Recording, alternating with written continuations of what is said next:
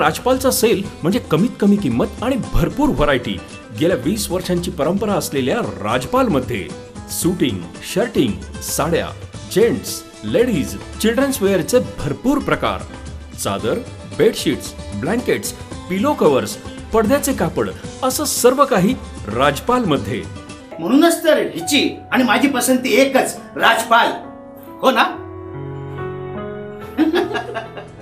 राजपाल, नवीन नगर road, Sangamner. विश्वसनीय कापडांची अखंड परंपरा।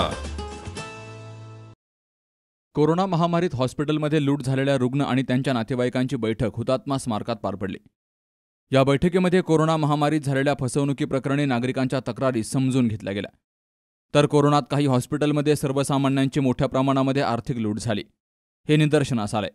त्यामुळे लोकबंधक चळवळीच्या माध्यमातून आंदोलन उभं करण्याचा निर्धार व्यक्त केला गेला। हुतात्मा स्मारक या ठिकाणी चौथे शिवाजी महाराज यांच्या स्मृतीला अभिवादन करून आंदोलनाची घोषणा केली गेली। वाढतं तापमान रोखण्यासाठी आणि पर्यावरणाचे प्रश्न सोडवण्यासाठी सिमेंट जंगल हटाव सत्याग्रह जारी केला गेला। तर पाण्याची पातळी वाढवण्यासाठी शहरामध्ये रेन हार्वेस्टिंग घराघरात पोहोचवण्याचं काम कार्यकर्त्यांनी हाती घेतलंय, असं ॲडव्होकेट गवळी यांनी सांगितलंय। सध्या जगामध्ये ग्लोबल वॉर्मिंगची चर्चा मोठ्या प्रमाणावर चालू आहे आणि अहमदनगर वासीय सुद्धा या ग्लोबल वॉर्मिंगचा अनुभव घेत आहेत। नुकतंच आपण पाहत आहोत की महाराष्ट्रामध्ये सुद्धा 48-50 पर्यंत टेम्परेचर वाढत आहे। हे सर्व मानव निर्मित होत आहे। याला कुठेतरी आळा घालण्याच्या दृष्टीने प्रयत्न व्हावेत यासाठी आजच्या बैठकीचं आयोजन करण्यात आलं होतं।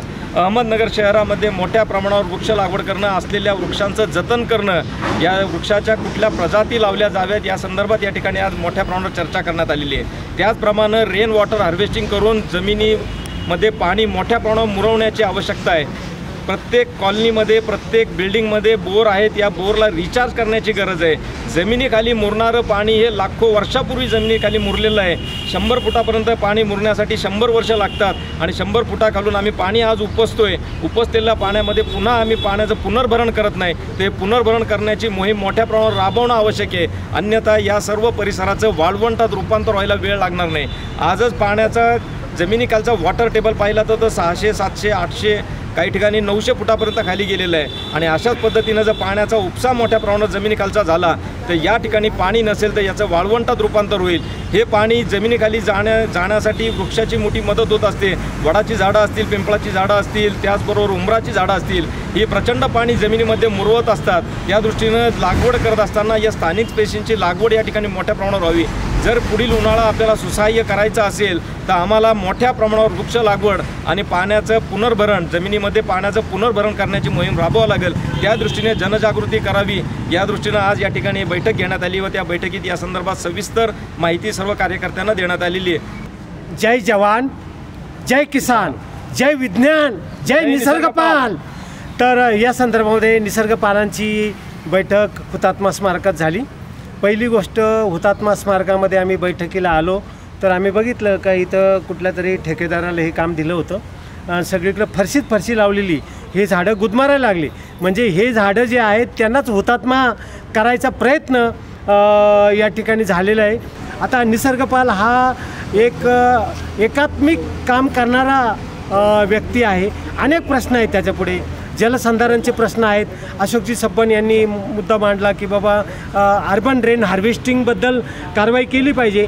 तर आम्ही घरावर जे पाणी पडतं ते पाणी बोरवेलमध्ये कसं जाईल याच्यासाठी लोकांकडे आग्रह धरणार आहोत।